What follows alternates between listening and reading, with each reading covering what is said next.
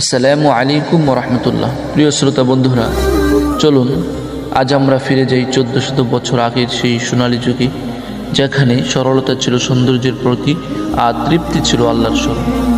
হ্যাঁ, এটাই ছিল প্রিয় নবী সাল্লাল্লাহু আলাইহি ওয়াসাল্লামের জীবন। প্রিয় নবী সাল্লাল্লাহু আলাইহি ওয়াসাল্লামের বাসস্থান ও সরল জীবন কেমন ছিল, সে দৃশ্যই যেন ভেসে উঠেছে এই ভিডিওতে। এরকম একটি ঘরেই থাকতেন আমাদের প্রিয় নবীজি সাল্লাল্লাহু আলাইহি ওয়াসাল্লাম। নবীজির ঘর মুবারক ছিল অত্যন্ত সাধারণ, ছিল না কোনো প্রাসাদ, না ছিল সোনার সাজসজ্জা, বরং ছিল সরলতার অনন্য এক দৃষ্টান্ত। দেয়াল ছিল কাঁচা মাটি ও খেজুর গাছের ডাল দিয়ে তৈরি, আর ছাদ ছিল খেজুর পাতায় ছাওয়া। ঘরের ভেতরে ছিল একখানা সাদাসিধে বিছানা, যেটা খেজুর গাছের আঁশ দিয়ে দড়ি পিছিয়ে তৈরি হয়েছিল, আর নিচে ছিল সাধারণ কিছু খেজুরের চোখা। এক পাশে রাখা থাকতো মাটির হাঁড়ি পাতিল এবং বাড়ির মোষ। এ ঘরে না ছিল দামি কোনো আসবাব, না ছিল অলঙ্কারের ছোঁয়া, তবু এ ঘরে নাজিল হতো আল্লাহর ওহী, প্রতিধ্বনিত হতো কোরআনের বাণী। এটি ছিল আসহাবুস সুফফায়ের অবস্থান স্থল। এখানে সাহাবায়ে কেরাম রাদিয়াল্লাহু আনহুম নবীজি থেকে বিভিন্ন বিষয়ে জ্ঞান হাসিলের জন্য একত্রিত হতেন। মসজিদ নববীর পাশেই ছিল আম্মাজান হযরত আয়েশা রাদিয়াল্লাহু তাআলা আনহার ঘর মুবারক, আর তার পাশেই হযরত ফাতেমা রাদিয়াল্লাহু তাআলা আনহার ঘর, এবং পাশাপাশি উম্মুল মুমিনিনদের ঘর।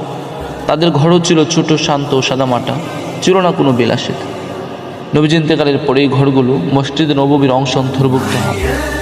আজ তা নবীজির রওজা মুবারক হিসেবে পরিচিত, যেখানে শান্তিতে শুয়ে আছেন প্রিয় নবী মুহাম্মদ সাল্লাল্লাহু আলাইহি ওয়াসাল্লাম। এক কোণে ছিল ছোট্ট রান্নার জায়গা। কখনো কখনো ঘরে রান্নার ধোঁয়া উঠত না টানা 3 দিন। মাঝে মাঝে হাঁড়িতে থাকতো শুধুমাত্র কয়েকটি খেজুর আর সামান্য পানি। তবু নবীজি সাল্লাল্লাহু আলাইহি ওয়াসাল্লাম বলতেন আলহামদুলিল্লাহ, এবং তার পরিবারও ছিলেন সন্তুষ্ট, কারণ তাদের হৃদয় ভরা ছিল ঈমানের নূরে।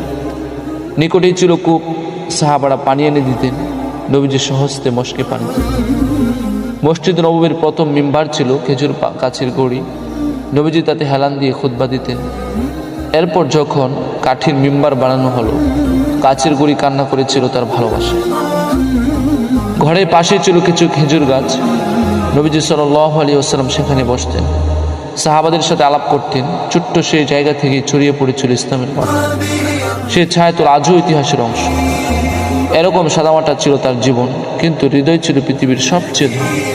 তাই আসুন আমরা সেই সরলতা ও সন্তুষ্টির পথে ফিরে যাই, যে পথ দেখিয়েছিলেন প্রিয় নবী মুহাম্মদ সাল্লাল্লাহু আলাইহি ওয়াসাল্লাম। তার সুন্নাহ হোক আমাদের জীবনে আলো।